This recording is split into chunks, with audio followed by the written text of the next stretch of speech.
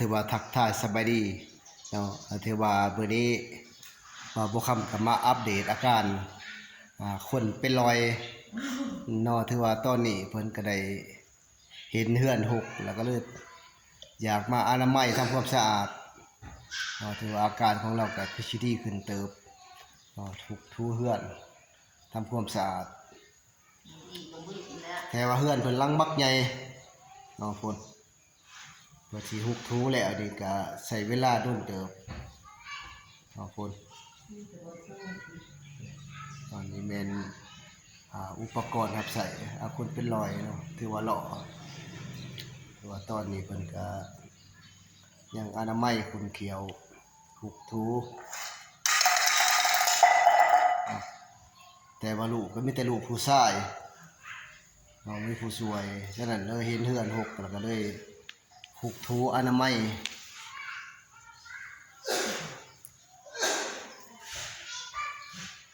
ถือว่าแข็งแรงแล้วเนาะฮุกทูได้เลยอ๋อส้มเชยส้มเชย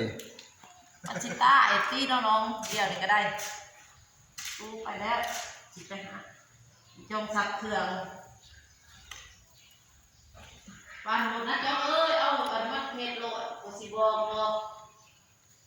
วันป้าใหม่ลูกอ่ะ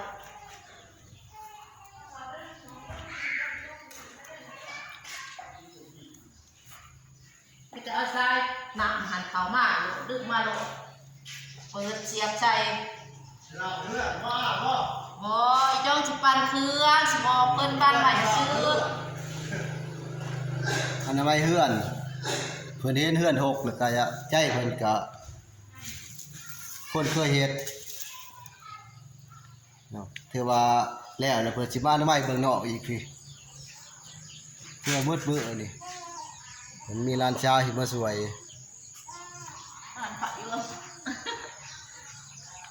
ไข่ในคนในนักตรงนี้ค่ะไข่อ่อน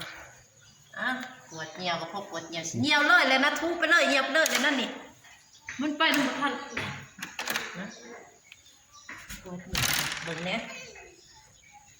มันมือเลย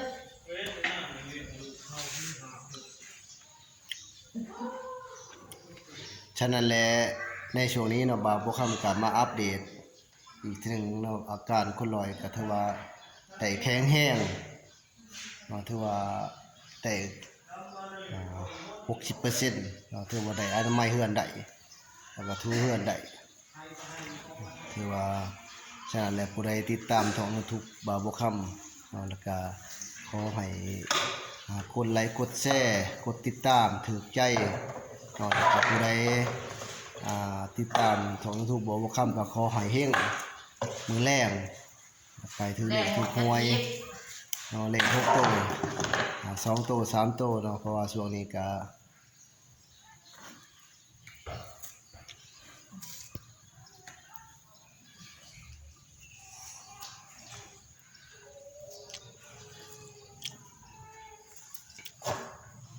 ถือว่าบำบัดด้วยการออกให้งาน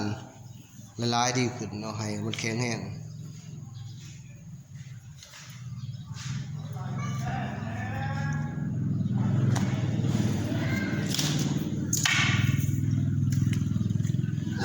กี่เมาอย่าเนี่ยนะน้องไม่บอกจะแม่ได้บอกเขาเรียนได้ก่อนเอาเปลี่ยนได้ก่อนให้ไงจ้าอันนี้แมนร้านหน่อยลูกพาแผดโอ้ยพาแพทย์สิพาแผดเอ้ยเอ้ยเอ้ยเอ้ยเอ้ยแผดชายแผดยิ่งเฮ้ยแผดยิ่งแผดชายแม่มึงเสียโอ้ยแม่จอยดิลูก2 คนอายุ12 ปี12 ปีได้ลูกพาแฝด3 คนแหละนี่อุ้ยอุ้ยอุ้ย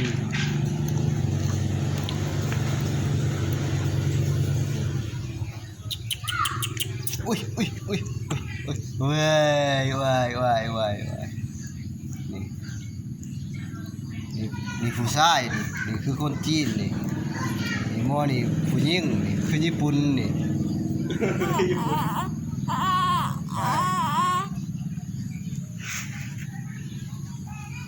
คนนั้นน่ะเป็นลูก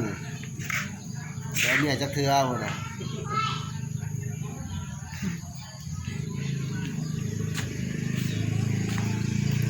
ไปเบิ่งเขาจัดงานแต่งก่อน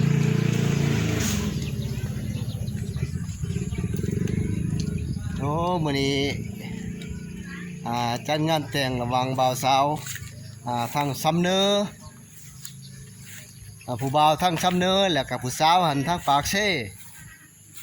จัดงานแต่งมื้อนี้เพิ่นมีการลมหมูแหน่นี่ทางกำลังคั่วอยู่นี่ ผัวใหม่เมียใหม่ ผัวใหม่แม่ใหม่ผัวทั้งทำเนื้อพุ่นแหละแล้วก็เมียกับทั้งปากเซ่นี่กำลังลมหมูคั่วหมูนี่ จะบอกภาษาเมืองทุ่ง เดี๋ยวมาแล้วก็วันเด็ดอีกก่อนเขาอื่นไทยเด็ดสดเด็ดเนี่ย ทีนี้ อ้าว สดเด็ด เรา โอ้ ข้าว คลองแฉะได้นี่เราข้างเมืองทุ่ง นี่เป็นเคยทำเนื้ออีกก็ได้ โอ้เคยผักไต่เลย เคยทำเนื้อทีนี้เคยอันนั้นผงชาลี่นี่ผมงอกหมดเลย ไทยละไทยละ โอ้เศร้านะ สดเด็ดเลย นี่เป็นจัดงานแต่งพี่น้อง โอ้ผู้สาวใหม่ ลูกหลานอันนี้นี่ไผ่นี่ เนี่ยเจ้า นี่ สา ไผ่ ว นี่เจ้าสาวปากเซ่เป็นปากเซ่ก็มาพบกันหักกันย่ำเท่า ไทยแต่ในเรื่องสบายด้วย ไปถ่ายเจ้าบ่าวเนี่ย แล้วก็มี เจ้าสาวเห็นแหละ หังลูกหลานมาช่วยแต่งอยู่พวกกินนี่แม่นลูกหลานมาช่วยนึ่งเขานี่ต้มหน้าแม่ครัวมีแม่ครัวอยู่มาเกี่ยมจัดงานแต่ง อาบน้ำแต่งตัวงามเด้อ งานแต่ง คอยชี้เฮ็ดให้กินบัดจะมาอาบน้ำแล้วใช่ ร้านกาเกี่ยมจัดงานแต่งนี่มีอุกาจะตั้งมาครบ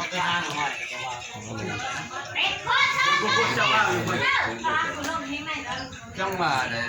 เคยไปใช้ละเคยดิ พูดเคยคุณแม่ ใช่อันนี้แม่นจัดงานแต่งเคยทำเนื้อ เจ้าสาวเห็นแหละเจ้าบ่าวพันพักเลยนี่ ใช่เจ้าบ่าวเด้เจ้าบ่าวมาแต่ซ้ำเนื้อใช่เลยนี่เจ้าบ่าวเนาะนี่เพิ่นมาแต่ซ้ำเนื้อนี่รวมซ้ำเนื้อรวมพว่างนี่มันเป็นการเกี่ยมงานแต่ง หวานมากเฮ้ยลิ นี่ท่านเลขาในบ้านเป็น ไปโทษแล้วมัน แล้วก็เพิ่นก็ทานในบ้าน แต่มาแถวบ่จัง คือดิแม่นเคยซ้ำเนื้อพุ่น แลกมาจาก เป็นจัดงานแต่งนี่ พอจะบ่จักบ่แม่สิตายเนี่ยเพราะว่าใครสิจักเคยตัวโลกว่ามันก็เลยเป็นเพื่อนมั้ง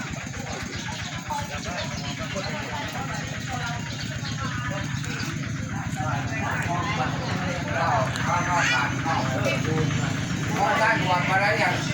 ปิ้วมันหวดอะไรหันมันมาได้กับมันโอ้แล้วแหละ เอาเลย มาเด้อมาเด้อมาเด้อมาเด้อมาเด้อมาแม่อู้ถ่ายลงแค่หันแค่งามค่ะคนให้น้อยมากเลยเด้อ เอ้ย มาเดียวได้ก่อน ใช้ทาคีโพดิเอ้ยคนจีนนี่ว้าย